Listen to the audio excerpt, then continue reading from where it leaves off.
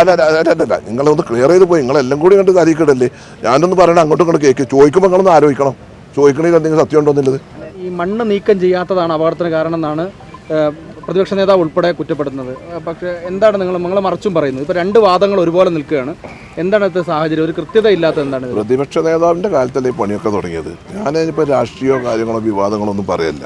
ഇതിപ്പോൾ ജൂൺ മാസത്തിലാണ് നമ്മൾ ഇതിൻ്റെ മനസ്സിലാക്കിയിട്ട് 10-ാം തീയതി മീറ്റിംഗ് കൂടി, വിരുപിടി മീറ്റിംഗ് കൂടി. ഞാനൊരു മന്ത്രി നിലക്ക് ഈ വയനാടിൻ്റെ സാഹചര്യം അറിയുന്ന ഒരു വ്യക്തി നിലക്കാണ് ഞാൻ ഈ ഒരു മീറ്റിംഗ് കൂടി.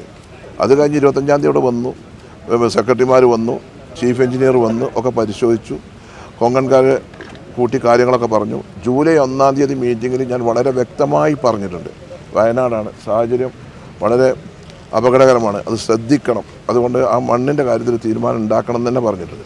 അവർ പറഞ്ഞു യാതൊരു പ്രശ്നങ്ങളും ഇല്ലയെന്ന് പറഞ്ഞു. അന്നാണ് നമ്മൾ കണിശമായിട്ട് പറഞ്ഞത് പ്രവൃത്തി നിർത്തി വെക്കണം എന്ന് പറഞ്ഞത്. അങ്ങനെയാണ് ഇതിൻ്റെ പ്രവൃത്തി നിർത്തിവെച്ചത്.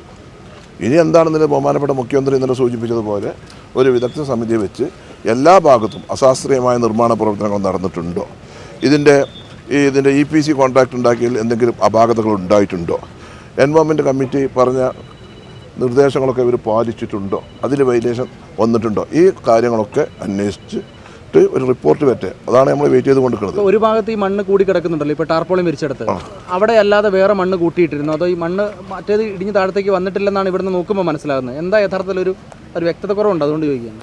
അല്ല, അതിപ്പം നിങ്ങൾക്കറിയാലോ, മണ്ണ് എടുത്ത് അവിടെ കെട്ടുണ്ടാക്കി, ആ കെട്ട് വളരെ സ്ട്രോങ് അല്ലാതെയായി, അതുകൊണ്ടാണ് അത് അങ്ങനെ സംഭവിച്ചത്. അല്ലെങ്കിൽ അങ്ങനെ സംഭവിക്കില്ലല്ലോ. അപ്പം അതൊക്കെ നമ്മൾ പരിശോധിക്കണം. ഒരു വിദഗ്ധ ടീമിൽ നമ്മളിപ്പോൾ ഈ ഒറ്റ നോട്ടത്തിൽ കണ്ടിട്ട് കാഴ്ചക്ക് ഒരു വിദഗ്ധ അഭിപ്രായം പറയാൻ ഞാനതിൻ്റെ ആളല്ല. അതാണുള്ളത്.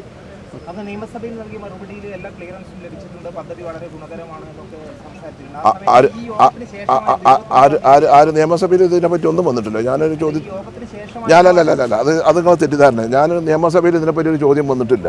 ഇതിനെപ്പറ്റി ഒരു കാര്യങ്ങൾ നിയമസഭയിൽ ഞാൻ പറഞ്ഞിട്ടുമില്ല. അങ്ങനെ ഒരു ചോദ്യം വന്നിട്ടില്ല.